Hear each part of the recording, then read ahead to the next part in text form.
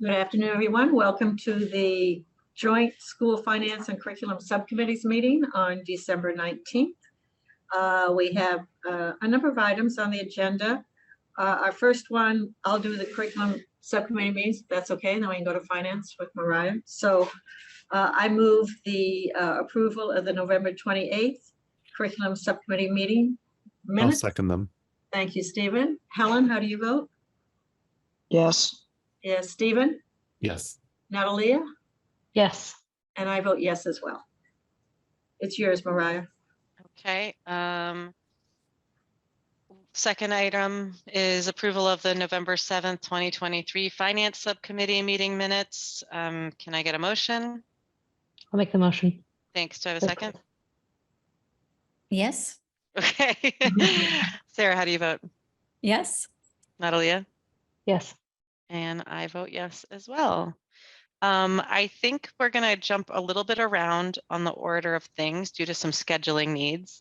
So I think that we're going to number 8 first, which is update on the town CIP and operating budget.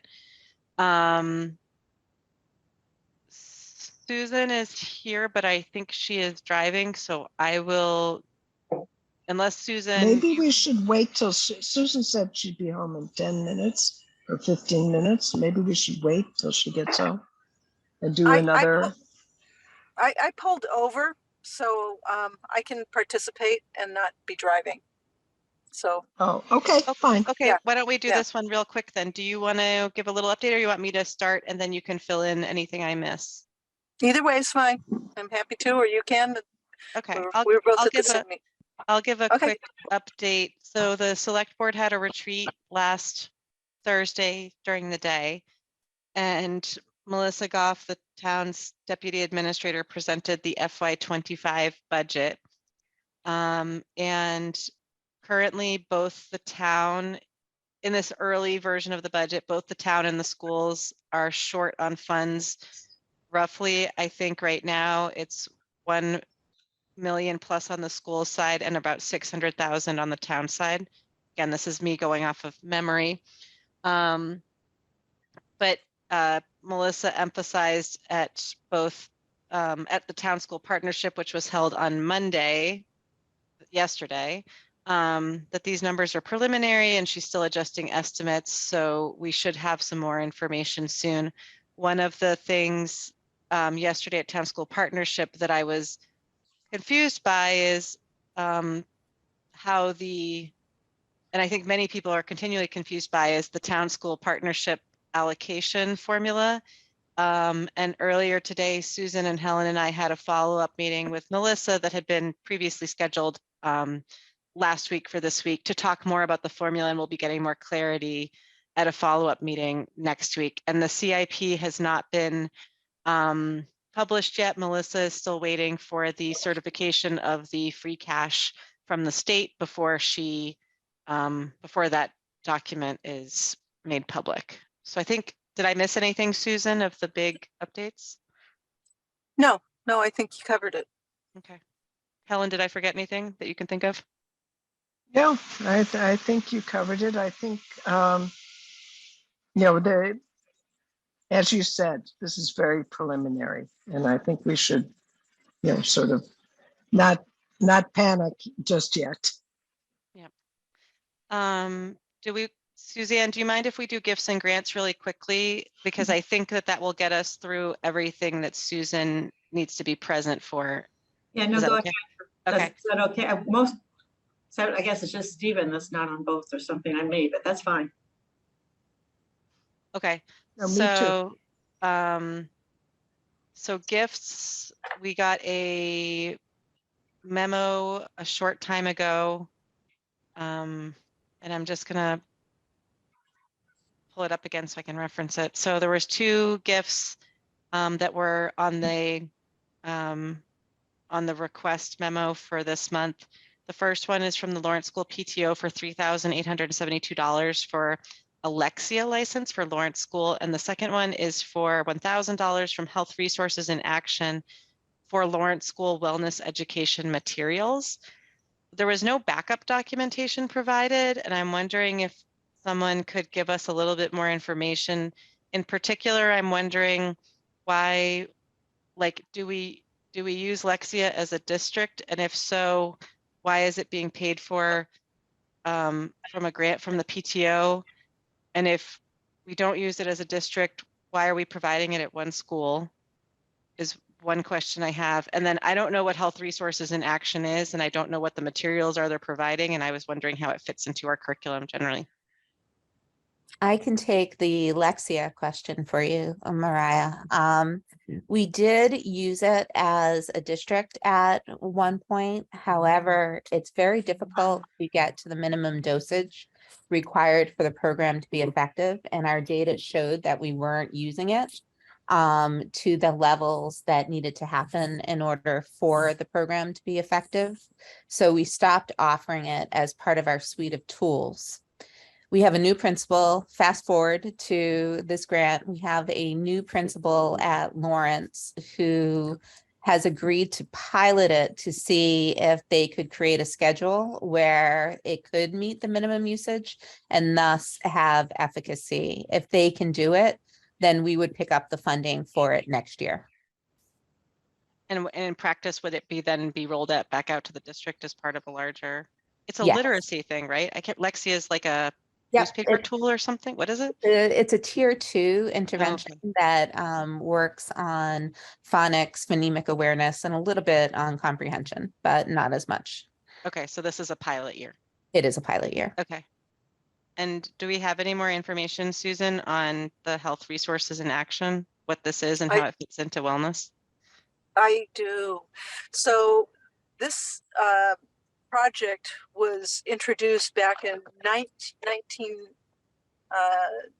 2019-20, where the district, or Lawrence School in particular, participated in a private-public partnership program that was targeting substance abuse in middle schoolers.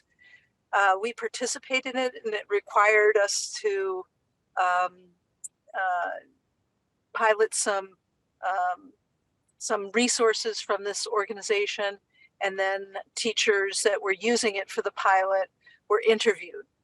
I don't have any information on the results, but in return for that, they gave us this $1,000, or it was $1,000 to $1,500. The check was sent to us, but never cashed. And they contacted us recently to say, hey, nobody cashed the check. So they reissued it. And that's what's before you right now. I don't know if back when this began, you accepted the gift or the at that time, but just, kind of belts and suspenders.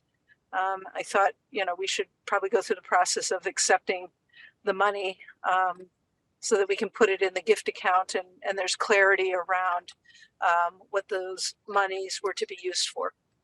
So that's what that's about. Thank you. Does anyone else from finance or other members of school committee have questions? Natalia? I was just going to add, and it's clearly not relevant, but I mean, it is relevant, but Health Resources in Action is the partner of the health department for the community survey. They're kind of a consulting group, and also for their marijuana study. So I don't know how that plays in, but they are kind of a partner to the health department too. An existing Yes. town partner. Okay. Any other questions or comments before we take a vote on gifts? Okay, can I get a motion for acceptance? Thanks, I'll make the Natalia. motion. Sarah? I'll Want a second it. Okay, how do you vote, Sarah? Yes. Natalia? Yes. And I also vote yes. Carolyn, is this? Andy now too. Oh, Andy. Hi, Andy. Sorry. Go ahead, Andy. Yeah, I'll vote yes, yeah. Carolyn, I'm going to hold your question for a little bit so we can get through grants and then we can come back to you. No problem. Okay, thanks. The grants now, there is, sorry, switching documents. 4 grants. One is from the state for Special Olympics, $2,000 to support unified basketball. And then 3 federal grants, which I believe are all entitlement funds. Two are entitlement, and I'm not sure if the career and tech ed one is, but one is for 71,147 for career and tech ed. One is for $2,446,210 for IDEA, which is special education funding, and one is for $40,365 for early childhood special education. And we got significant backup documentation talking about the different programs. Does anyone from the committee have any questions? Okay, I will make a motion. Oh, Suzanne, go ahead. Yeah, I'm not on the committee, but I do have a Yeah. question. I'm just wondering, maybe Susan's still on board. Are these monies that we already had in our budget? Are these additional monies? The entitlement grants, yes, because they're recurring.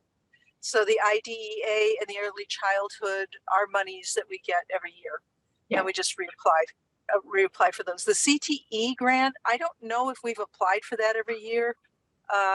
So I can't, off the top of my head, speak to whether or not you were, We've gotten the applied for that. Perkins.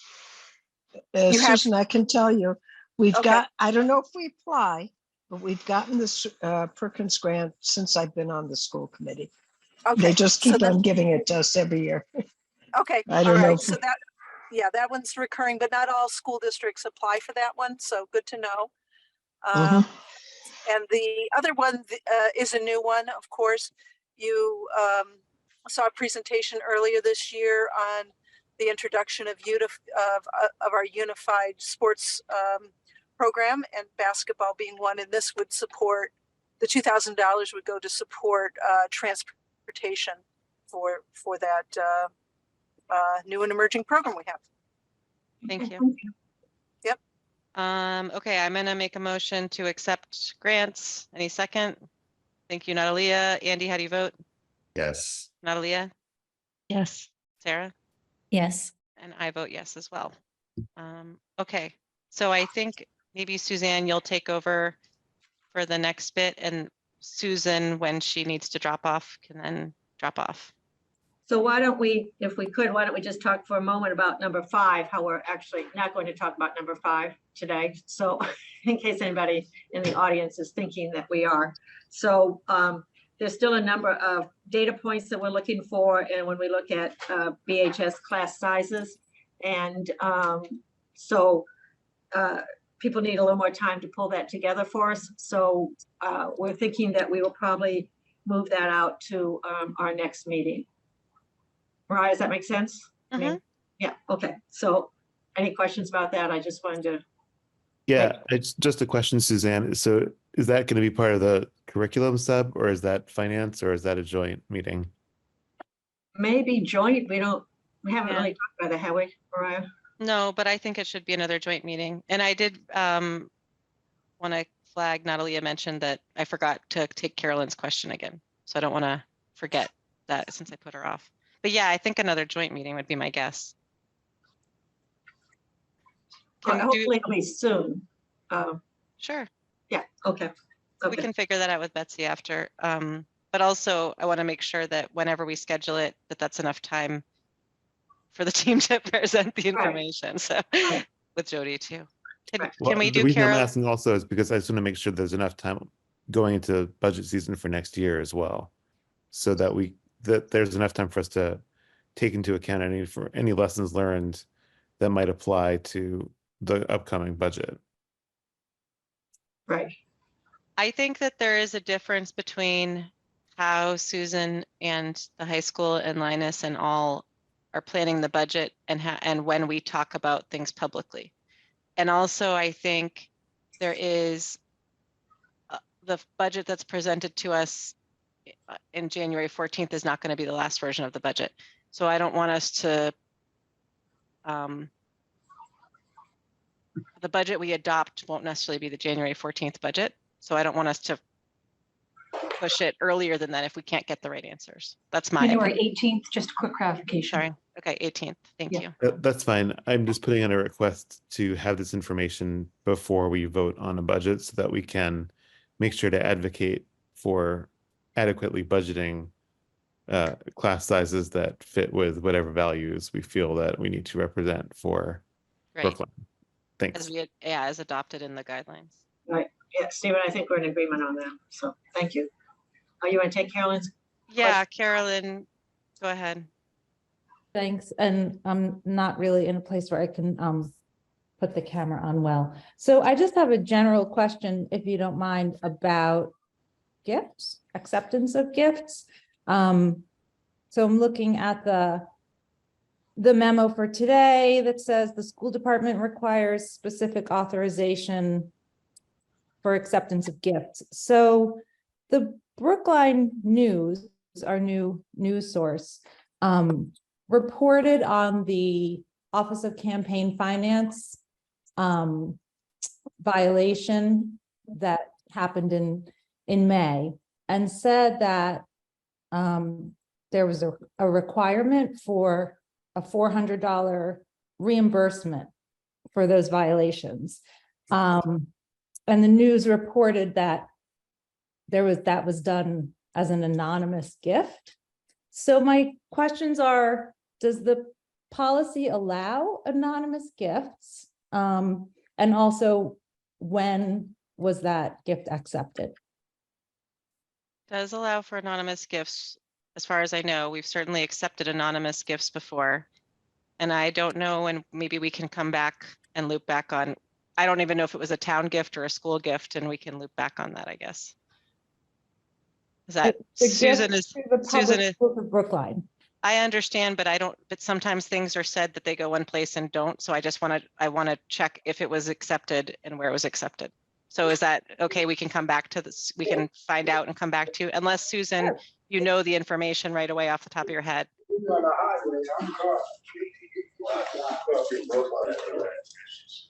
I don't think she does. I'm not sure. Okay, so we'll find out and confirm. Thanks. Thanks. Okay, Suzanne. Okay, so the number 4 next, which is the course catalog. I think Jen's here. Jen's here, being online. I'm here. Yeah, I'm here. Yeah, welcome. Oh, thanks. Yeah, I have a little, I gave Betsy, I don't know how you want me to do this. I have some slides just to help keep me on track, and to kind of help all of us. And I don't know, Betsy, do you want me to share a screen and with the slides? I'm just pulling them up now. Let's see here. Wonderful. Oops, sorry.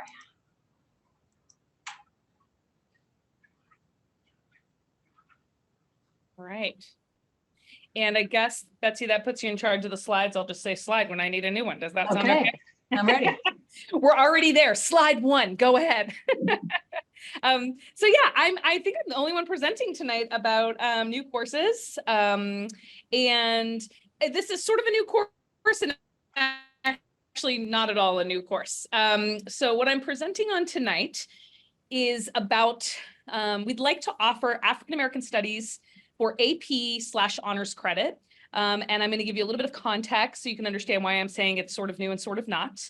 And then I'll sort of explain the concept, and that's the goal tonight. So the history of this course at Brookline High School is that it was first taught it was planned in 1967 and then began being taught for the first time in 1968. It was taught every year. That Brookline High School has existed since the year that it started, right? So since 1968. And then this year is the first year we're not offering it. So kind of a big change. And it has to do with enrollment. Enrollment was sort of declining in the past few years. And, you know, I'm new to this job, though not new to the department. So I know somewhat about those enrollment declines. I actually met with a former teacher of the course, Malcolm Cawthorn, who you all know now as our head of Medco, who kind of gave me the history of the course, actually in preparation for me thinking about how can we bring back African American Studies? Why was there such low enrollment? And he had a couple observations, which, you know, I didn't do a deep dive in the data, but observationally, he talked about how when we began offering AP Geography, which for many high school students is a really accessible AP, and lots of kids tend to take that class from, taking maybe honors or standard level US history, and it's their first AP in social studies that they try for their senior year. And that was also the type of student that was taking African-American studies. And so with that AP designation, we now run 4 sections of AP geography. So it's a very large, actually, now that I think of it, it might be the most enrolled course that we have currently for seniors, at least. And then we sort of saw a decline in several different categories, but including African-American studies. So all this to say that we know that students have expressed interest in the past. It's been very consistent. And in the past few years, it hasn't been. And we're wondering about COVID and all different reasons. And it's my intention to bring the course back, hopefully. So the course was offered as honors standard credit. And now some of you may or may not be following social studies curriculum nationally, but if you have been reading the news, you may have heard of this course, African-American Studies AP, which there was a national controversy with it. Essentially last year, after AP had wrapped up their first pilot year of this course, it's sort of the first new courses they've offered in a long time in social studies.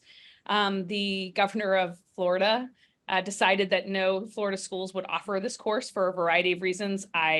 If you're interested, you can look up those reasons. None of them are about the veracity of like the study itself. It's a domain in which many scholars came together to design the course. The controversy had to do with College Board and how they responded to Florida, et cetera. They're now in their second year of the pilot, and they're planning on launching nationwide for all schools next year. And so this got me thinking about how sometimes that AP designation attracts more students. And I want to see if we offer AP honors, would kids take it? So next slide, please. So I did a bunch of research before I came here tonight because I thought, well, me wanting to do it doesn't really matter. It's whether or not other people think I should do it.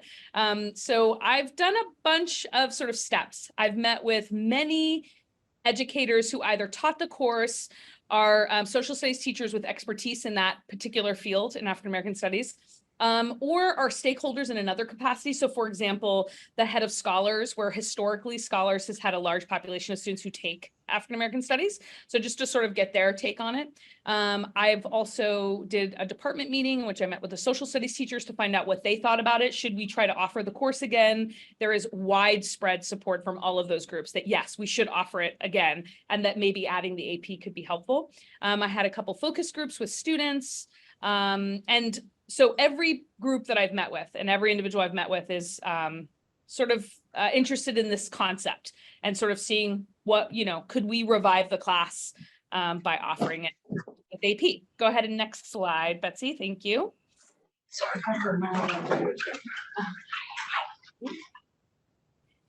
Betsy, can you get the next slide? Where would you like me? sorry about that. We had Perfect. Mr. Meyer just joined the meeting here, everybody. Oh, Anthony's interrupted. Hello, Anthony. Did you just say interrupting? I would never I interrupt. didn't let the full word out of my mouth, but no, it's a delight to see you as always. In fact, you're showing in 2 different squares of this meeting, which is delightful. There's really zooming in on you.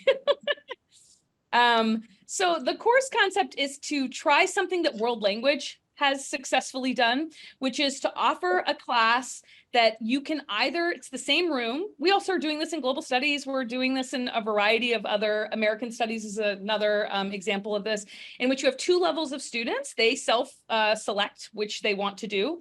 And the idea is that you could either be taking it for AP or honors credit. The course itself is actually the same course we've been offering. There's not actually a huge difference. I've included, if you'd like to look at the AP framework, which I've looked at, and I've not only looked at it, but talked about it with teachers who've taught our version of the course, and they're aligned. I mean, in fact, the AP is probably even longer than what is typical for any school to get through, and that's true for all AP curriculum. But the idea is for them to be able to select which one they want to do. I will say this particular AP is really interesting. It's the only AP that I know of in social studies that ends with a 3-week research project. And so in order to get the AP credit, you do this final 3-week project, and the teacher, actually the Brookline High teacher, would actually grade that, and it goes towards their AP exam grade, which is kind of interesting and new, and we've never seen an AP like that before. But the idea is that kids would decide, are you wanting to do this towards to take the exam? Or are you taking this class, you want to be in a scholarly, class where you're engaging in rigorous content, but you don't necessarily care as much about being able to take a national exam at the end to get credit for it. Credit as in like moving on to college, whether you can accept, get a certain score. I think most of you understand the basic concept behind AP. And we think that this particular class, because we've taught it before, is the perfect chance to try this model and to see if it attracts students. Go ahead, next slide, please. So this is the description of the course. It's obviously, I don't intend, I would say to my students, please don't read me something like this. I mostly have this here for you to be able to read, but I will just note the first sentence is directly from the AP description of what African American Studies is, which for anybody who's a social science kind of person, anything that's like American Studies, African American Studies, it's interdisciplinary. So it is doing history, but through literature, arts, geography, science. It does all kinds of really interesting things and brings in lots of different domains in order to teach it. It's not just history. That's what makes us studies a little bit different. And then the rest of the description is the exact description we've always used. So it's the same one that was approved in 1968 when we taught it the first time. I'm guessing maybe there have been some changes according to that, timeline. And then I just altered the last two sentences to just distinguish what is the difference between honors and AP credit. And the idea here is that students who want to take it for AP credit are going to expect to have to do a little bit more independent work. And probably do some more components on any given assignment that help to lead them towards a pathway to successfully complete the national exam. So the kids are all still learning the same concepts, but as we do with psych, honors, and standard, that the same thing happens there, right? An honor student might do a little bit more work alongside the class and use that work in the class.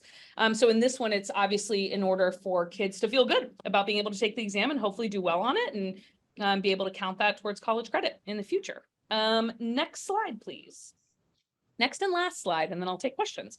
So why am I here to ask for us to designate the course as AP Honors?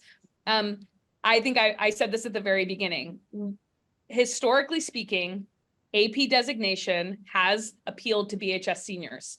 I know this because I'm offering 4 sections of AP Geography.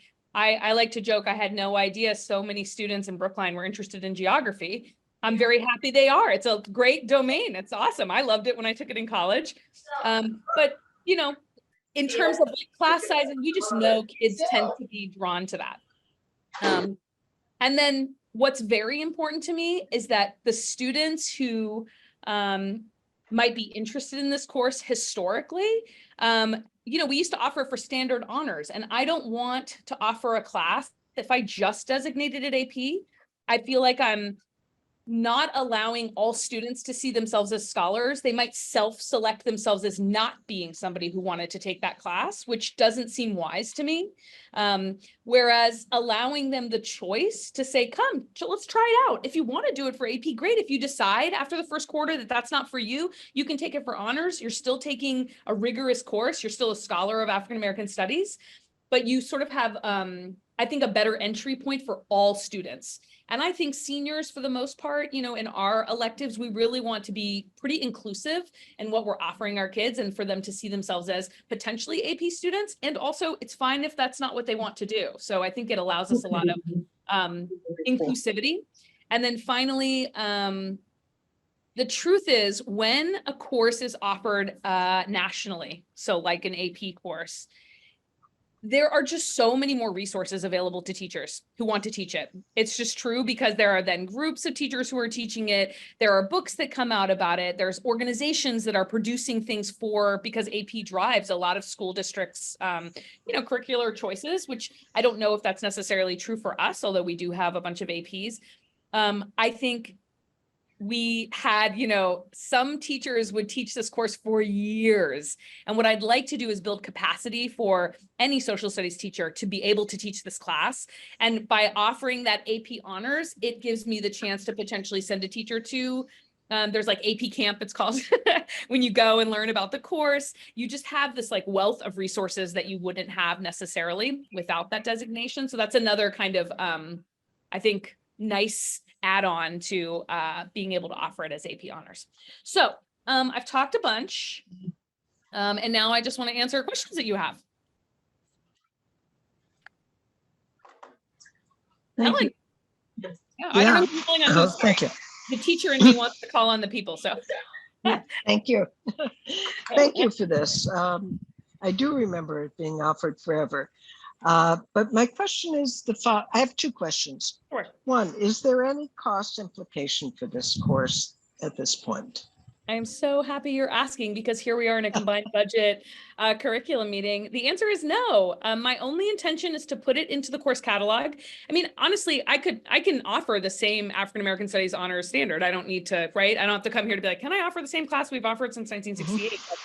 I'm interested in knowing, will that it'll just shift already existing numbers. So it's not an add-on that I'm asking for money for, if that makes sense. Oh, it does. It does. It's just basically all it's doing is expanding the choices that students have in their senior year. That's all it's doing. So I don't anticipate it costing anything I don't expect it to lead to any more cost on our part. I think it's a very smart move. I think it's a great idea. And I think we have the background to do it better than many districts. But my second question is, how many kids will you need to have in this class in order to run it? Great question. I mean, I'm sure you all have talked many times and maybe are going to continue talking about our numbers in classes. So let me use historical numbers rather than the current numbers, just because I think that's easier for me. And also I'm in my first year. So like, I'm going to give you my best. Sure. I think, we don't want to run a class that's under 20 kids. And I presume that by putting this AP designation, our AP classes are our largest enrolled classes in my department. So the largest classes are our AP classes. So I'm expecting at least 25 kids to run the class. I would not be surprised if, there were 2 sections of it. I don't know. I mean, I think that there's potential there, because like I said, APGO, which is a wonderful course taught by really great teachers, 4 sections is a lot for any senior elective. It's kind of an interesting, I don't know why I know why we're running it. Kids are interested in it, but I wouldn't be surprised if that changes the GO numbers a little bit, because it's going to take from psych, offer a lot of sections of psych as well. That's actually 4 sections as well. So my guess is it'll just draw, from here and there. So I suspect one class would be, probably in that 25 range, if not a little more. And then the question will be, should I run 2, right? Like that'll be an interesting one. I have to think about that. So, will I have the numbers for that? I'm not actually sure. Okay, thank you. And I think this is exciting. Yeah, great. Natalia?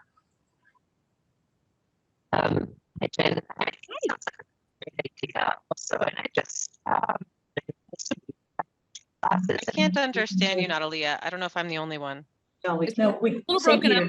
I can't either. Let me switch microphones. Yeah, perfect. That works. Yeah, I have headphones and it doesn't work so well, the microphone.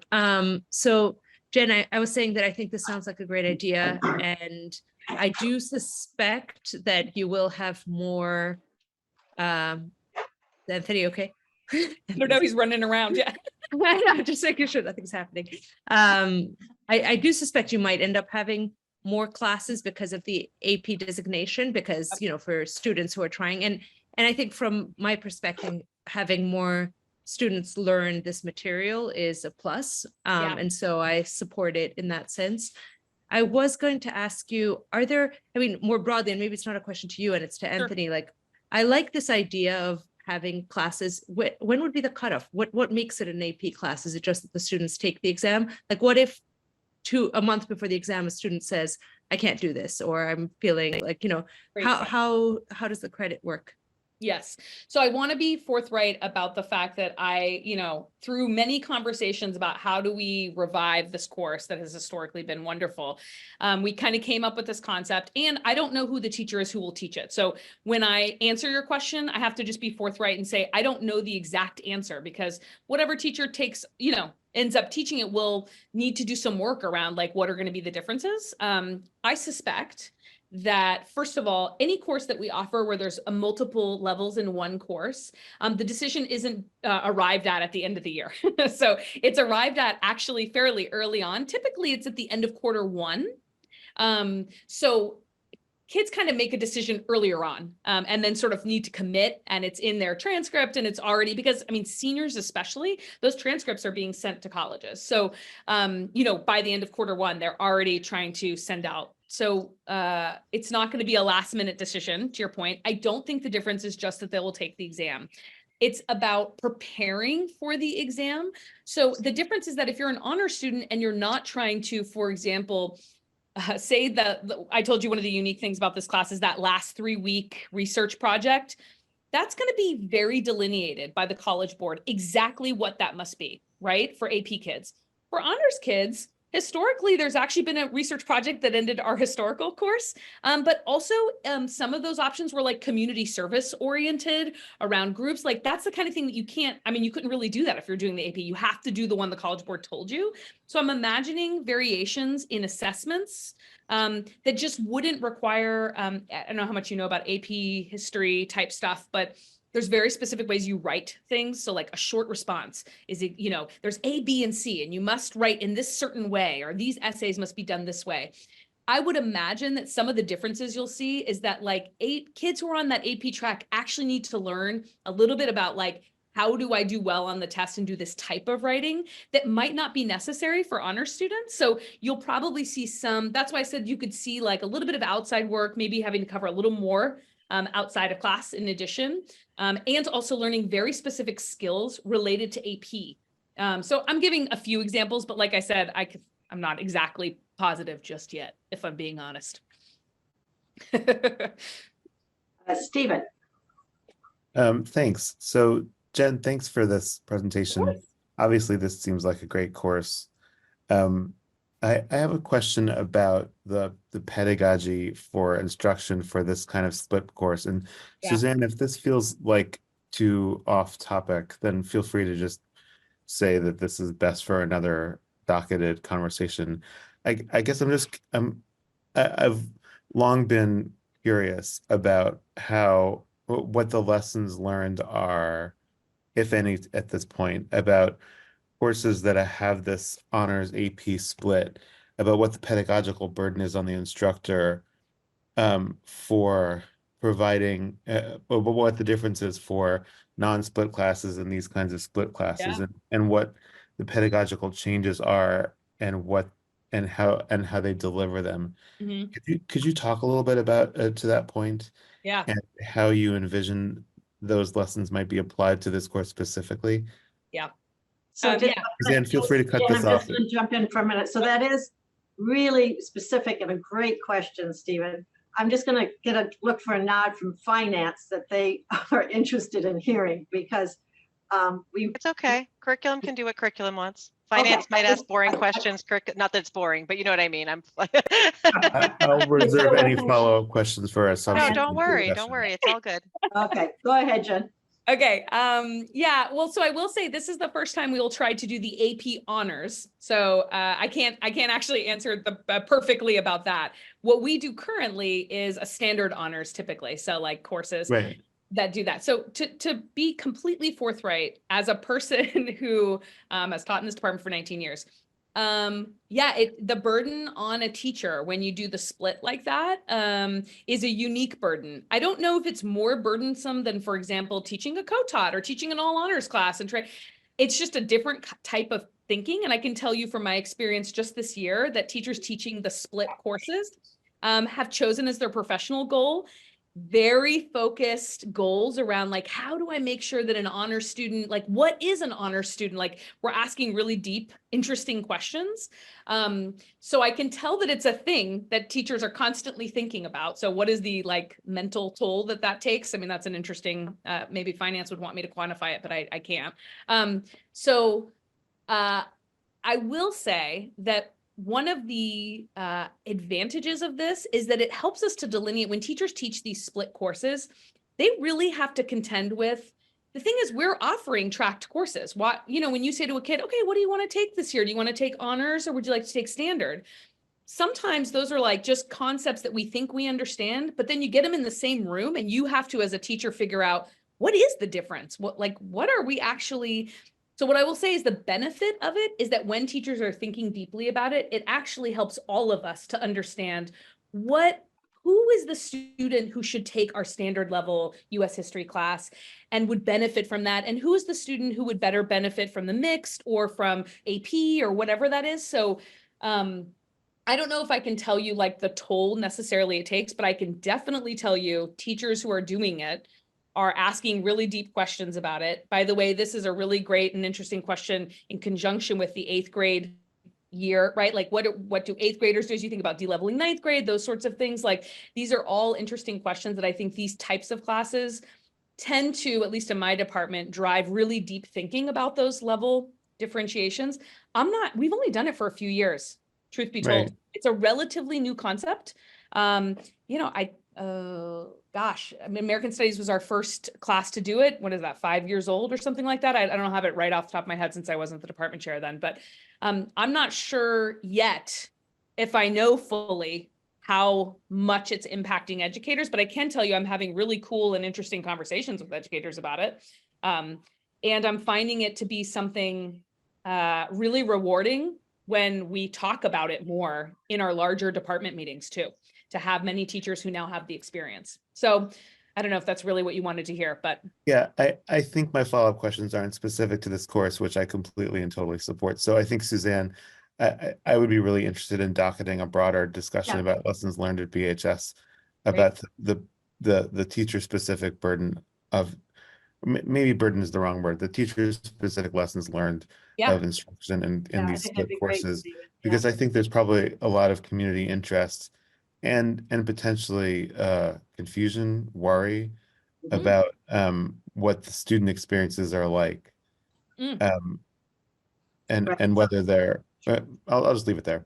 Okay, and do you want to jump in? I would just jump in, Stephen. Thanks for the question, and Jen, thanks for your thoughtful answer. I agree that I think the central work or central effort is around defining assessment and figuring out how to support students towards, what is the advanced work, what is the honors level work, and agreed there are many lessons learned. It's slightly different, but we have the model since 2014, I believe, of heterogeneously grouped 10th grade English classes. And so they have worked on this for nearly 10 years, and I think would be wise to pull into the larger conversation you're suggesting.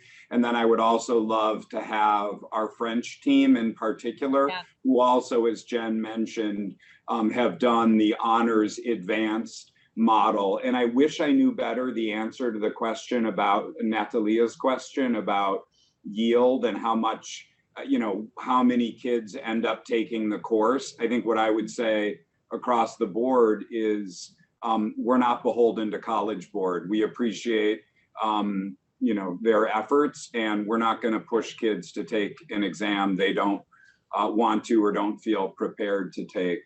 And then just a couple thoughts in appreciating Jen. Hal and I missed the beginning. I think we had a different sense of timing of the agenda, but I just want to say that Jen has done an incredible job in soliciting perspectives within her department, outside of her department, with district leaders, and in our larger community about advancing this work, and just a firm agreement that at a time where we're trying to do really important 9th grade work, a message that says we want rigor for all, and we believe in our ability to teach heterogeneously grouped classes to push kids towards that, is the right message given the amount of concerns or questions we're hearing about some of the work that we're doing in 9th grade. So I'm really grateful to Jen and to everybody who's on this call in support of a really great opportunity. We might want to just say, for those who are so worried, that we are adding an AP/honors, not taking AP classes away. There seems to be some confusion out there that we are doing away with AP classes, and I just would like to put it out there. Thank you for saying that. That's right. We are not doing that. So if people are worried about that, that's not what we're about. But we are about making courses available to all kids. Accessible, right? Accessible and at all levels. And Right. so is that okay if I made That's that great. I love it. public announcement? Helen? Yeah, so on the other side of Natalia's question about, when you decide honors or AP, it's my understanding, and I may be wrong, and correct me, Jen and Hal and Anthony, any kid can take an AP test without taking the class even, correct? You Yes. may not do so well, but you could take it. And if you take the class, you can certainly, there's one part here that you were talking about with the, that's different, I think, than other APs is the project. But you could do that. You could do the project and take the exam and see if you, so it's open to anybody. To just provide a really concrete example, we don't offer AP psychology. Plenty of kids take the AP psychology exam. And how do they do? I don't even know if we get the data, right, Jen? Yeah, I don't know that we don't get the data. That's right. I'm not sure that we do. Hal might know this as our. We do get the data. It's a small number of kids. We have kids taking psych. We have kids taking economics, AP Eco. We have some kids occasionally taking another language, German, but numbers are small, fewer than 10 for each of those. And do you find that they pass? Or almost uniformly, the kids that are extending themselves in that way are doing 4s and 5s on the exams. Thank you. I also think it's worth noting that there's taking the test and getting the score, and then there's also having the AP designation on your transcript. So there's a combination of those factors. One of the things that I, as an educator, yes, a kid can take that psych exam, and that's wonderful. The reason why I think it's worth adding it and to intentionally help kids to do well on something is also important to set them up for success. And, and I don't necessarily want every one of our senior offerings to have that AP designation, but I think, as Susan said, it's worth noting that we're trying to add one. And I think in a class where you have that designation AP honors, it's also signaling, when I think about tracking, and as we de-leveled WISP, and then in sophomore year, there's lots of different leveling options. And then in junior year, there's a lot of options. And in senior year, I want kids to get the signal that whatever you took junior year, you could try an AP if you want to try an AP. And I think geography has done that somewhat, but I do think that trying something like an AP honors also signals that to students to say let's try it, So I think it's also promoting excellence and scholarship in that way. So. Yeah. So thank you so much, Jen. So we are going to be bringing this new course to the January 4th whole school committee meeting. Great. But I'm wondering now if the subcommittee, someone would like to move that we recommend to the full school committee approval of this new course. I'd love I'll to move it. Okay, do I have a second, Helen? I'll second. Okay, Stephen, your vote? Yes. Helen? Yes. Natalia? Yes. And I vote yes as well. So unfortunately, you get to do it again for you, unfortunately, but for us, it's just all good. And so we'll make arrangements for that. I believe it's scheduled for January 4th. It is, yes, yep. Great. Great. Appreciate Thank it. you Can I so ask much. one question? I know that vote happened really quickly, but I just wanted to ask one more. Sorry. Sorry. You were on a roll. I didn't want to mess things up, but this is going back to just a finance question. And it was interesting to hear you say the class would run at 25. I was just wondering, and maybe there isn't an answer and it's really not a question to think about right now, but if the sort of the number of students and the other things starts to shape up so that we end up at 5 sections instead of 4 sections, as you might have 5 of 20-ish instead of 4 of a little bit higher of 20-ish. Do we have the flexibility within the social studies FTE pool to accommodate that without bringing further damaging class sizes elsewhere? And maybe it's too early to ask that question because it's just got too many variables in it, and that's okay too, but I'm not sure I totally understand the scenario that you're giving. Because you said 4 and 5 sections, and I don't know which course we're talking about. So you're saying, okay, but can I rephrase it and see if I get it? Yes, that would be great. Thank you. So originally you were saying you had 4 of AP Geo. Yes. And this was you thought, if I understood the whole thing, that this was going to essentially carve out a portion of the AP Geo Potentially. I mean, that's enrollment, my guess. potentially. Okay. Let's imagine it does, right? And Okay. so I guess my question is, if it doesn't draw that population as neatly as you think it does, and really what we find is that we still have we still basically still have all interest. Like imagine there's 25 sections of social studies and this has just pulled one person, or not enough to actually reduce sections. Can Yes. social studies accommodate, and does this now make sense, and can social studies accommodate that scenario? I think it's all going to depend. So as you said, maybe I can't predict it. I do think it's going to depend on what the funding of class sizes. I mean, right now I have some AP classes that are running with 30 kids in them. So, so is there flexibility when you put 30 kids into a room? Oh, yeah. That's just not an ideal size for the class. Yeah. And I sort of gave the scenario in a historical numbers kind of, although I should say historically we have had AP classes. Hal can answer this, I'm sure, with, 27 kids in it. So I think so. I think what I'm wondering about, and is something I need to consider too, is will I run the class if I've got 25 to 30 kids interested, but what will I do with APGO if I have more than 3 sections, but not quite a 4th section's work? Right. I think that's kind of what you're asking. Exactly. That's kind of my question. Yes. So, go ahead. Jen, if I can, so it's not going to be a 1-for-1 thing. It's not going to be only kids that would have taken APGO that are going to take this course. It's going to pull a few kids from psych. It's going to pull a few kids from legal studies. It's going to pull kids from a few different places, and it may even pull a few kids in that weren't planning to take a social studies class. So, but I wouldn't expect it to have much budget impact. Those kids would have taken another class. It's not a kid who's going to wind up taking this class who would not have taken a different class, whether it be one of the other social studies classes or a different science class or something else in place of this class. Okay. I was going to say the same thing, which is I don't think it's all coming from Geo in the scenario we're saying. I think that you're going to get trickles from all different versions of kids who are like, oh, let me try that. Yeah, I would agree with that, Hal. Yep. Thank you. Any other questions? All right. Well, what a pleasure. Thank you all. Love coming. I'll see you on January 4th. Okay. Thank you. Appreciate it. Bye, everyone. Bye. Bye-bye. So we're going to talk about summer school courses next. Summer, okay. Are you in on that or not? I think it's more summer programming and less summer courses, I think. Right. No, it's not about specific courses. It's about. My sense is we're not here for this part, but look forward to. Jody, do you have this covered? Michelle has it covered tonight for Michelle us, has it so covered. we're good to go. Okay. Thanks, everybody. Happy New Year. You too. Happy New Year. Good holidays, for sure. Okay, Michelle, are you going to lead us in this? Yes. Let me just, there we go. Can you see that? Yes. And can you hear me? Yes. Perfect. Okay. So couple of things about this information.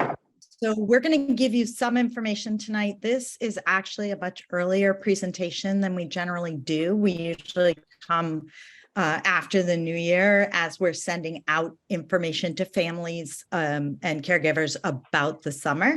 So we have some information, not all of the information, but we also are looking to find out what is it that you want to know about summers in addition to what we provide. So I'm going to start this slide and just tell you that this slide really is about articulating that no one director or anybody holds summer. We have a lot of stakeholders who are invested and committed in providing a good opportunity for students. Currently, we haven't staffed all of these positions yet for the directors, but many of the people will be repeated from last year. And we don't have our dates listed yet or our locations because we're working with Karen King to determine which buildings will be out of commission for the summer and which buildings are available. We also want to make sure that we're scheduling in a way that as many students as possible can participate in the multiple programs. And so this takes a little bit of time and logistics that we weren't ready to share yet. And also that we just want to make sure that everybody is not on top of each other. And then the final thing is that we want to make sure that, we've aligned all of our goals. So as we look at this next slide, there is an eligibility for summer. And the eligibility is determined through specific criteria, but all summer programs, every one of them, have a shared commitment to offer student increased access to opportunities for social emotional learning, recreational activities, and enrichment. And you'll recognize that statement. It comes directly from the budget guidelines that we are using. Specifically, if we go through this, special education, specifically all special education ESY recommendations, those are made during IEP meetings. So as IEP meetings are taking place, this is one piece that you will find right within the special ed program, written into an IEP. For others, we use benchmark assessment data. At the high school, we might be looking at success in a class or maybe not success in a class or need for credit recovery. We also have participation of programs, district programs that include extended summer programs. So our METCO program, our STEPS program, our EL program, and our calculus project. So this is the criteria we use to identify students to participate in the programs. So what I'm going to show you next are just some descriptions of the specific programs. So for example, Project Discovery, which many of you are very familiar with, is a reading program.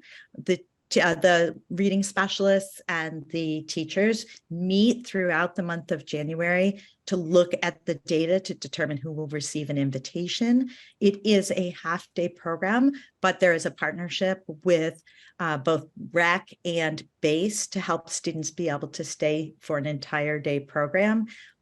This program, again, specifically supports reading outcomes for students. And Kristen Gray will be the director for this program again this year. We have our STAR Academy, which Mindy Paolo has been directing for several years. This program targets specific audience of English language learners and METCO students. And again, it's another program that allows for academic additional academic work throughout the summer, in addition to some enrichment. And this program is generally staffed from Brookline educators. And again, this also shares a afternoon program with BASE. And BASE provides opportunities for students to stay at the program and participate in different things, robotics, etc. So we have our ESY program, which is our extended year program. An extended year program for special education. It's obviously we're still unfolding, but there will be 3 coordinators that deal with different programs. So we have a BEEP coordinator, a K-8 coordinator, and a high school through age 22 coordinator. Again, as we said, the positions for this program have not been filled yet. As previously mentioned, special education teams will address the regulatory requirements for ESY participation and will address opportunities for social and emotional learning, recreation, and enrichment. And you'll see there that the regulatory requirements are on the slide. And then to talk about, we have the high school program, which is summer school. And again, this program is meant for credit recovery if students need to make up work, but it gives them the opportunity to participate in content classes throughout the summer. This will be held at the high school. There are also opportunities for enrichment through elective courses. So again, like it says, academic growth and creative expression. And we are currently looking for a director for this program. And then Michelle, can I just ask one question? Earlier, you said that all of the summer programs had some sort of, what was the word you used? Criteria. Criteria, but in fact, the high school has programs which do not have criteria. Yes, and the difference there is that the high school program is a fee-based summer program. And so the other programs, the ESY, Project Discovery and STAR Academy, those programs are funded through either general fund or grant funding. And that's sort of the difference. So a high school person that opts in is a fee-based program. What about students doing credit recovery? So Gabe, do you want to address that? Yeah, generally speaking, all students are expected to pay. There are scholarship funds available for students where that's a hardship. But even a student who is doing credit recovery typically pays.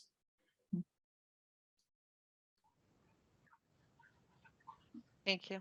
Did I get your question? And then Yeah, the I've got more, but I don't want to totally throw you okay, off. well, we only have one more slide and then we can talk more. We can have more of an open conversation about it. So the final program, whoops, did I skip? No, is Run Through Steps to Success. And this is an opportunity for students entering 8th and 9th grade to participate potentially in a work experience. And they set up these experiences for students throughout the Brookline area. And they have that opportunity. And there's an example like BHS students were placed at summer internships, students enrolled in various camps throughout the area. And so that's been available, and that will be, Sophia is the director of STEPS, and then she has support through her staff. And then the final thing is just, what is it that you're looking for to understand more about our summer programs? I just want to add questions. Oh, sorry. Yeah. One quick thing about the STEPS programming is that all of the STEPS summer programming is actually a collaboration between the district STEPS staff and STEPS Inc., the nonprofit. And so there's also a component of like summer work connections for high school students that is running almost entirely by the nonprofit. We just sort of help students get there with our staff, but really all the programming is done by the nonprofit. And help actually, students get there, meaning like literally transportation, or meaning get connected with the program? Like filling out paperwork. Yeah. Sometimes it is negotiating transportation, but not actually transporting the students. And one other thing to talk about Project Discovery and BASE and Star Academy is we do have high school students working through those programs as well as support. Now we can take questions. And again, like I said, we are very early in the process. We have been meeting already with all stakeholders, but we are certainly not, we don't have specific information solidified. One of the reasons I think that I have been very interested in having us discuss this earlier is it seems like financial decisions, as one example, are being made, and they're not necessarily, by the time that the decisions have been made, there's no way to go back on them. And so decisions are being made before we're all talking about them. And I think that that's, so for example, the question of charging for courses at the high school, I think is one area where, as you look towards the budget guidelines we set out, and we talked about having by FY29 robust summer programming, how does the charging for courses align with a public district hoping to offer summer programming? And so having, I think, these kinds of conversations and the financial impact of the different choices we make is important to talk about. One of the other things that was in our conversation around the guidelines was the questions around ESY, which you alluded a little bit to. But I would say that, for example, what's written on the slides, and it could be because these are prior year slides and haven't been updated, didn't reflect the conversation in the budget guidelines that we've had about having and I'll read the exact budget guideline. It says fund ESY programming that increases access to ESY by providing coordinated wraparound activities, including but not limited to social emotional learning, therapeutic, recreational activities, and enrichment. So I think that, and again, I'm assuming it's because these slides are in progress. No, well, I think it's because the planning's in progress. So when I met with Lisa today, they're not prepared to have all of that information yet because of the time of year. And so part of some of those services is part of the conversation is wrapping around so that they have access to the afternoon programs with our partners. You moved on the screen. I'm still no, here. I was trying to look you in the eye and talk to you. No, so some of that planning is ongoing. But I think that from But the that other we don't side, have, but from the other side, I understand that it feels early to you, but private summer camps open up in January. So we're at the end of the game right now for the people who need to sign up for stuff. So that's, I think, another issue where we've been trying to push it because, you know, if you had to sign up, if you tell a parent in March that they are expected to be at Project Discovery in July, but they had to sign up for camp that's non-reimbursable or non-refundable 2 months ago, you know, again, there are financial components to this that are affecting things and affecting access. And I think that's the question too, is, you know, are people able to access things to the extent that they would like because of that discrepancy in timing? I appreciate that. I appreciate that. And I think the other thing Lisa wanted to just make sure was that there was a clear understanding of who goes to ESY to begin with. You know, she didn't provide the specifics on the program yet, but I understand, and I will share that question back with her. And what I think some of the questions we're not going to be able to answer today. Yeah. I just want to be, I want to be totally honest about that. I want to, I before we get to the other people, I just want to highlight the questions that I think I had circulated in advance that were my specific goals of this presentation, just so everyone has them, are which programs PSB is doing this summer, highlighting any new programs or programs that have ceased. It sounds like there's not, this is basically status quo, right? We're not ending anything or starting anything new. No. Okay. You're not. Who each program serves, so specific populations and the estimated number of students. I saw populations, but not necessarily the estimated number of students, and highlighting any changes in those from last year. The policies around charging for any programs and where they're being paid for, where they're being paid from if they are no charge, especially relevant for BHS, but also, and I noticed this wasn't on your slides, possibly also for BASE, given last year's reduced participation and the ongoing concerns about BASE self-sufficiency. And then the last question that I had flagged in advance was how students and caregivers are supported to be able to participate through, e.g. timely notification so that they don't sign up for camp. That was one example, e.g. workday long programming via partnerships across the various programs, as well as rec, transportation, and how those are being paid for. So those were my questions. I did see them. Yes. And in some of it, so in terms of just a couple of things, so BASE has a new coordinator of programming. And so they are going to work closely with us to determine what are the best programs. And I think last year we had a transition going on. And so what I think we have the opportunity to do is to increase the BASE ability, to increase what we were able to offer students. There was no student last year who wanted to do an afternoon program who was denied any spaces. So I want to make sure that the team knows that we are very intentional about ensuring that any student that needs an afternoon program has that opportunity and has an appropriate program to participate in. And you're right, we did not make big changes this year at all. I think part of that is new people coming on working with us. It's the best thing to do is to keep steady so that we can think long-term and to really be creative about our long-term thinking. In terms of the fee-based, and I'm not going to speak to the high school, I'm going to leave that for Gabe. Sorry. but what I'll say is that we have supported students financially. Yes, the Project Discovery used to be on our Title I grant, but it's actually not appropriate to sit on our Title I grant, and it put us out of compliance. So we did move that last year back to the general fund, and it is incorporated into our ask for our FY25 budget. Star Academy has been covered through multiple grants, and therefore is predetermined between our Title III and our MECO grants in terms of that participation and cost. And so that gets written directly into both of those grants. Okay. So can you just, before we get to the questions, just to follow up on that, for Project Discovery, do we have an estimated cost for that yet? Even just like to the nearest $50,000? Oh, just yeah. Because, is it 50,000? Is it 100,000? It's about 125 to run that program. 1,000. Yes. Okay. And But we it can't pay served, for it off of our grant anymore. no. And can we shift to something else that was funded on the general fund onto Title I or are we facing a $125,000 hole to be able to continue our summer literacy programs in our general budget? Hold, did you say hold or whole?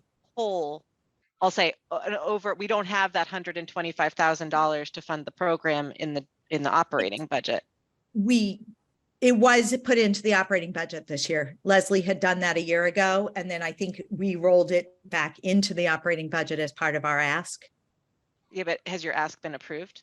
And then if your ask is approved, what are we removing to make it all fit? I understand your question, Mariah. We have shifted some other things from general fund onto the grant. The problem is with Title I, it's the target, we're a targeted assistance district, and we have that supplement, not supplant rule that is impacting us there. But we have shifted other things, such as some salaries onto the grant at this point. Okay, thank you.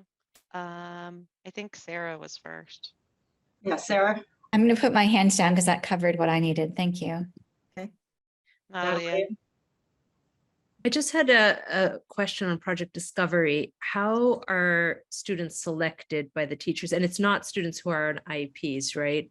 Or are they? Well, you could, And yeah, sorry. could be, and just a question on like, are there like 150 or, what is the difference between how many they would like to have and how many are actually selected? And do you take into consideration financial ability of the families to do private sort of support? Because I imagine there are many kids who could benefit from this program. And I apologize in advance. I'm going to have to step out for a few minutes and switch to my phone to get my son from You want me to here. wait on the answer until you? No, you can answer, but if Okay, I'm just letting people know. I want to give you the opportunity. So the way Project Discovery is determined that students receive invites is we use our school data. So we use our literacy. Now we have our universal screener, and that is the DIBELS, and we use that. We use classroom data, and we use data that's collected from any intervention that students are part of. And then we also look at what programs they're involved in. So if a student has an IEP, if there isn't a reading goal or something very specific that would be addressed, not be addressed at Project Discovery, they're certainly invited if their need is there, if there's a need. And students in other programs are invited. And that's one of the reasons that we're working on the dates, because we don't want students who may participate in STAR to not be able to participate in Project Discovery. And then the process is that a school team sits down, determines which students will receive invites from the district, and then a full invite has gone out to every student on that list with the registration information on additional programming for the afternoon. And then they come back. We had 250 students last year, which is the largest group we've had since I've been in the district. And we do not look to turn students away if they want to be part of the program. And for So afternoon, was it 250 offered or participated? Participated. Okay, thanks. Participated. Did I get all of your questions? I'm sorry. But parents aren't involved in this. So it's not that parents could self-identify and say, I think my kid would need reading support. So it's like, I'm trying to understand, are teachers told that there are 250 spots? So they or do they tell you these are all the kids and then you try and meet the need? We look at all the kids, and we look very specifically at all the kids, and we determine if the program can meet their needs. But any student that's identified with a reading need is looked at for that program. And students are looked at for multiple data points and receive an invite. If I would say that if a family, if a caregiver felt really strongly about their student needing and weren't invited, that they should reach out to the literacy specialist at the school, because they have all of the data that they can support to say, like, here's either why this program would or wouldn't meet your need. And it's still, we want to eliminate the need of families going outside the district to have to get support.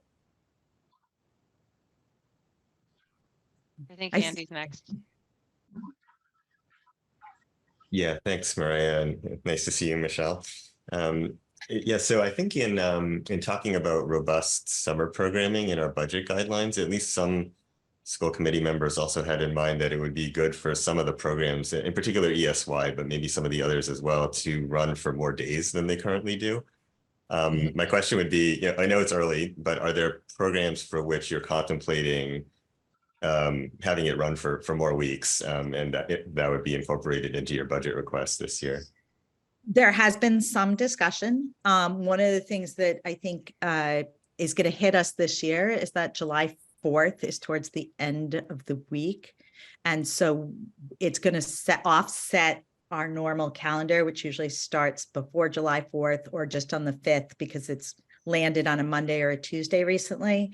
So that is part of the discussion and part of the reason why we have to be really intentional about how we layer the programs or don't layer the programs. Is there a specific program you were wondering about? Well, ESY in particular. So ESY is looking at a calendar shift this year. However, I don't have any detailed information on what they're thinking about. In terms of, because you're thinking about like how it stretches through the summer. Yes, just how long it lasts. Right now, I think you know, for many people, it just doesn't last long enough to be a viable summer thing, because it forecloses other options while not actually providing very many days for kids who are enrolled. Andy, that was one of the reasons that we ended up with the guidelines that were sort of flexible in really trying to address, I mean, the hours that you participate, the student participates in ESY should be determined by the IEP, but the hours that they participate in a PSB summer program, which may address additional components of their overall profile, for example, community building, SEL, and as you saw some of the things in the guidelines around, for example, therapeutic recreational activities, there was other opportunities to build in and to consider what the day looks like, not only from the perspective of the student experience, but then in the accessibility of the program to the adults who may have to go to work themselves. And so a program that only runs 3 hours a day for 4 days a week may be completely out of their ability to participate in, whereas a program that, for example, runs 5 hours a day or 5 days a week for 6 hours may actually be feasible. So it's like, it's balancing what's the therapeutic, or I'll say the services that the student requires against an entire program that can also be supportive to the student. I guess maybe a more sophisticated version of my question then would be just how intentional are we being in these early planning stages to try to extend access in that way? I think that's why we have more stakeholders at the table this year in the initial planning than we have in the past, for that intentional reason. So, and I understand what you're saying. And I think that's the intentionality also about location and our partners and getting the information out to families about what's available even beyond that, in that service time, or what programs are we offering beyond the service time. Are you all set, Andy? I'm gonna ask some more of my questions now, and then we'll see if anyone else in the committee goes, and then we can come back to other folks. Some of these questions that I was sort of jotting down notes as I was watching the presentation, I was really struck by your first slide where you said there's no one in charge, or I don't know what exactly, but basically there's no one in charge of summer. Yeah, exactly. And I sort of wondered, like, is that something where maybe that wouldn't help anything? Would it help anything to have someone who is conducting the orchestra of summer programs? Yes, then I'll let Jody answer, but in the past, if you remember, it was part of Meg Massini's job to run summer programs, and a lot of her time was designated to that. So Jody. one of our budget asks, Mariah, thank you for giving me an opening, is going to be for a director of programming and grants. And the reason for this is not only to bring summer programming together, but to really align Metco Steps to Success base to make sure that we're getting the synergy of everybody rowing in the same direction so that our students can have the ultimate benefit. Right now, there's supervision provided by all three of us to those programs, but we want to create a more central line and a central communication line. So that will be a budget ask. I'm not sure what we're giving up yet to get that. Are you Mariah, can yeah. I interrupt you for 1 second? Yeah. When you present that, could you show what our grants have been historically and what they were during the time that we didn't have a grants director? Sorry, I didn't mean to interrupt, but I was going to lose that thought. Yeah. Are you considering, like, and you don't necessarily have to answer this if you're not ready to, but is part of this thinking about Kelly's position, which had some sort of grant management, and how you?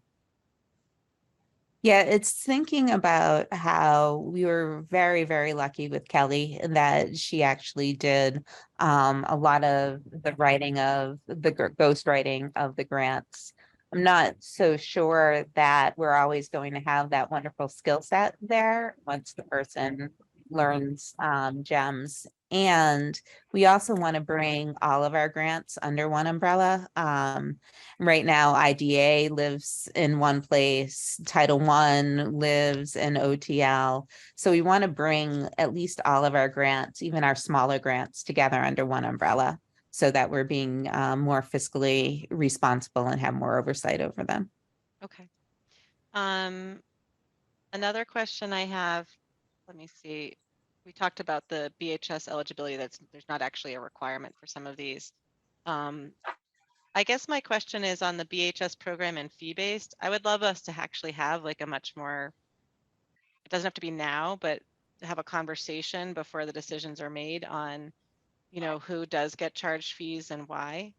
And maybe for this next fiscal year, we're not ready for that. But as we progress towards this FY29 goal of having more robust summer programming, I do think that I want to see how we think about funding that so that it's just sort of part of our year and not something that we consider to be self-funding. And I think in the past, Helen has also talked about considering also marketing some of the courses to students from other districts who might be willing to participate. And I could see that being an opportunity for revenues. But also there's opportunities, I think, to do things like partnering with BASE for some of the summer high school programs, if that doesn't happen already, and also thinking about some community college collaborations and certification programs. So as we think about all of this, I just love to think about how we can find opportunities to treat this almost like an intercession where there's really exciting things that everyone can participate in, and it's really something that we don't necessarily charge for. It doesn't feel like you're getting charged because you didn't pass a class. It feels much more elevated and exciting to be able to participate in summer. Just a couple quick things on high school. We charge students, like we said. We offer financial assistance the same way we offer financial assistance for everything throughout the year. We currently do have students who come in. I can't remember the exact stats, but it's a significant number of our students are actually out of district students because we're one of the few programs around. When you say out of district, you don't mean our students who are out of district. You mean students attending. Yeah, like we had students from another district, Chelsea, or from wherever. Yeah, who attend. I think the other piece is that capacity becomes a really huge question. And we could pull far more specific numbers if we want to get into it in detail, but the total budget is about $200,000 for just Brookline High Summer School in its current form. And I think the question of if it weren't fee-based, the possibility of expansion would be significant. And I don't think, not all students have to do summer school if they need credit recovery, right? Our graduation requirements are such that often students can take a class the next year. It's just sometimes preferable to take it through summer school because of what that means for keeping students on track in their trajectory. But there are multiple options unless a student has failed a very large number of classes. Okay, thanks. My last question is, and this goes to something you're talking about, Michelle, about participating in project discovery. How would a student actually know? How would a caregiver know to even ask? Like, I don't think there's any announcement that goes out broadly saying some people got in. I'm making this up, but some people are going to project discovery, and if you didn't get an invite, like, reach out to anyone. So no one knows to reach out. I'm just wondering how anyone Probably would know. true. No, that's probably true. And that's on us with communication. And so I feel like one of the things we can do is put the same information that we've shared with you in Dr. Guillory's newsletter so that people know what's available in the summer. I think that if you saw the number of students that get an invite is large. It's very large. I think it was well over 600 students last year. And so, and then the students that get the METCO and the EL invite as well. And we can get some more specific information, but we can certainly talk more about our communication strategy. I think it would be good and to understand, like, 600 sounds like a lot, but we're talking about grades K through 3, right? Rising 1 through 6. 1 through 6. So even bigger. So 600 is like not even half the kids. It's maybe a third or a quarter of the kids. Well, I can't even do the math on the fly, but it's not a huge fraction of right. And I think what we'll go into this more when we present about the DIBELS and the data. Our goal is that our students, I mean, the idea is that we shouldn't have huge percentages of students that need support in reading to go further. And so the number that we invite is actually certainly what I would think is a larger percentage of students than I would want to see in those numbers, but I'm not unhappy that we invite them all. I'm not unhappy that we're running the program or anything like that. And so I think it's about what's the purpose of the program. And really the purpose is to support students to have positive reading outcomes and to give a boost and some more at-bats in some places that maybe they need to do more work. So I think I hear what you're saying about the robust summer programming, and I don't know that the idea is to grow project discovery bigger. I think it's to think more creatively in the future about what it is that we're offering, what else it is that we're offering. Yeah, and I don't think I was trying to conflate project discovery, and I like that there is at least a threshold. I presume you're not picking the 600 students who you think need it most, but you're picking some threshold in DIBELS under which everyone is invited. And so I think that's fine. It's just, you know, if people are, it's good for people to know that there is this thing out there if they think that DIBELS doesn't represent what's going on with their student, and have that second bite at the apple to talk about. Sorry, that's not what's happening with Project Discovery, though. It's not a threshold in DIBELS, or it's not been a threshold with BAS previously. It's been a much more subjective. I would say we invitation. developed, sorry, I want to let you ask your question. It's been my impression that that invitation has been a lot more subjective per teacher, per reading specialist, per classroom.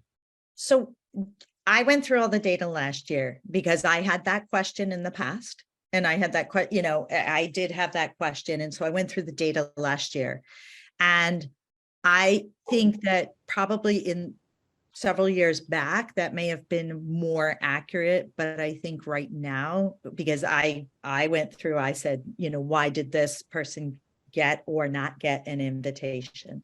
And so I think we're being a lot more specific and developing the profile prior to looking at the data of the student that we want to make sure we target. And so with the new data source of Amplify that or DIBELS, that is significantly helped. But I wouldn't want any decision made for a student on a subjective way in that way. So I think we're working towards being more, I certainly think in the past that may have been true, But I know that last year we did go through the data very carefully, especially ensuring that people got invitations who needed it. Just to jump in a little bit, I think some of that also was a legacy of funding the program solely on a grant. And so that the funding source was dictating a number of seats and a capacity. And so we had predetermined a number of seats in the past. And that forced fitting, like the school has this many seats, the school has that many seats. Whereas by moving it to the general fund, we have a little bit more flexibility with what we do and allows us to support the number of students who have need. And we've, like I said, we've increased our numbers, and the intentionality behind that was to ensure seat availability for students. I think wondering Suzanne if has you- her hand up. Yeah, Sorry, well, go I'm ahead. wondering if there's some limits on how large the program can be because of the need for staff. I mean, do we get, a lot of teachers don't want to work in the summer. So staffing and possibly facilities, but I could definitely see that staffing, what might be a limit to how large the program could be. Yeah, so one thing, I'll give Kristen Gray a lot of credit for this.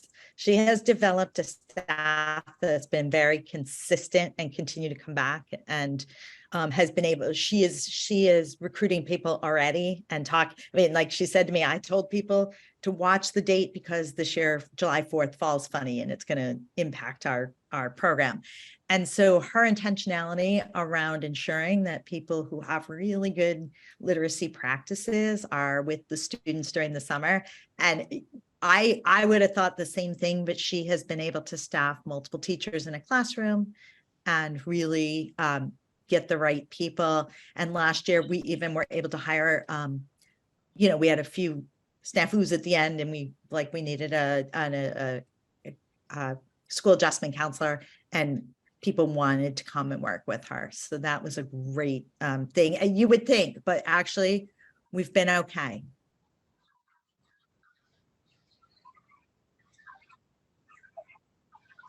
Thanks. I think Carolyn has her hand up. Thanks. This is really fascinating.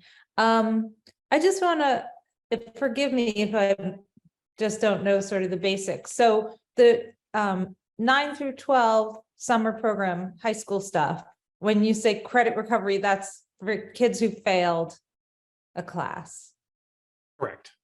Yep. And so I have a few quick questions, if you don't mind, just to sort of have some understanding. One is, and they have to pay. Everyone who fails has to pay. Not necessarily. Depending on the course and depending on the number of courses a student didn't pass, they may be able to make that up through their regular coursework. It also kind of depends on when if a senior has failed classes and is in danger of not graduating, right? That's a whole different question. But a junior who maybe fails a required English class could take 2 English classes their senior year, or they could do credit recovery over the summer. Okay, so like you take 2 English classes and not an elective or something like that? Perhaps, yeah. Okay. Knowing how tight the high school schedule sort of gets, sounds tricky, but that's not really what I'm asking about. I'm just asking about if you want to get credit in the summer, you have to pay. And is that just really quick, if you qualify for financial assistance, that is available. And is that sort of typical public school practice? And also, how much does it cost? And also, I'm just curious whether the numbers of kids who fail classes, I guess it's a 2-part question. One, you might not know the answer. Gabe, you might. Yeah. Does the number of kids who fail classes stay kind of consistent? Has it historically? Have you seen any bump post-COVID losses? And sort of same for the kids who come for credit recovery, but more the first one. Thanks. Yeah, I don't have that off the top of my head. What I will say is that has not been a topic of discussion at the high school. And certainly when we were planning for summer school last year, that was not a concern that Jen Martin had. We served about 110 students last year, which I think is fairly typical. So that was PSB students or all students? All students. Okay. And I think with the is this typical, high school summer school programs do typically charge fees. However, many districts do not offer them at all. It's part of why we get students from other districts. Carolyn, are you all set? Yeah. Thank you. Any more questions? If not, I'd like to think about where we go from here in terms of this discussion topic, because I think there's, we probably want to get updates on where things are at. I don't know that we maybe want to, Suzanne, Suzanne, do you want to do that at a future subcommittee meeting, or should we do that at a full school committee meeting when they're ready? I think we might want to go to a full school committee. I think people want to weigh in on it. And we want to move this forward. That would be my thought. Yeah. Well, I don't know that there's necessarily an action item for us here, but I do think it's an opportunity, like we've said things, and hopefully we'll hear more about what we're looking for. And I think it's an opportunity to talk, you know, the budget guidelines do provide that guidance in terms of the near term for ESY and the long term for summer programming. I'm also, we had flagged to have BASE come talk about, to have Michelle come talk about BASE at an upcoming finance meeting, but definitely I think BASE needs to be integrated into the full school committee version of this too. The BASE question, oh, sorry, go ahead, Jody. I'm sorry, Mariah, I didn't mean to interrupt you. You finish your thought. Just, I was going to say that the BASE subcommittee meeting at finance was really about the financial situation of BASE, but I think that as we think about the summer programming, there's certainly a financial component, but the entire component of that, and we just need to see it all knit together. And also with the partners, I mean, you mentioned STEPS and REC, and you know, how does this whole symphony? And Lisa probably needs to be there. Absolutely, right. But ESY and OSS were present on these slides, and I think BASE was less present on the slides. But yes, exactly. I think it would be nice at a relatively soon upcoming meeting. And I know you all are under pressure, but again, like I think camps open the second week of January, maybe for registration. So people start to have to make choices if they want care for the summer. And maybe it's something that gets triaged in the high school conversation if it's not ready at the same time, because high schoolers don't necessarily need to go to camp. But again, it's all things to think about, right? Summer care. Suzanne, is there anything else we want to say as we? Jody, I thought Jody was going to say something. Oh, yes, I'm sorry. Go ahead, Jody. No, I totally agree with you, Mariah. And I was going to say we can definitely make that happen. BASE has a new director of their school age programming who just started, who I think will be a great resource for this. And Michelle hopefully will be back online soon. What is the name of the new school age programming director, if you remember?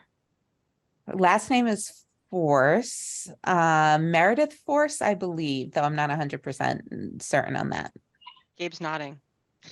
So, okay. That sounds good. Thanks. So I'm thinking, Mariah, we should, you know, take it to docket and put it on the agenda sometime. Let's see if we could do that. Hopefully for January, again, because of the pressures of camp. Yeah, I mean, I just don't know that we're going to be able to make that deadline, the camp deadline, but I understand what you're saying. I know it's hard. Yeah. Yeah. Okay. Even if people get saved the dates, like a wedding. Okay, I think we only have one last thing on the agenda, which is old and new business. Is that, am I forgetting anything, or is that the last thing? That's it that I have. Okay.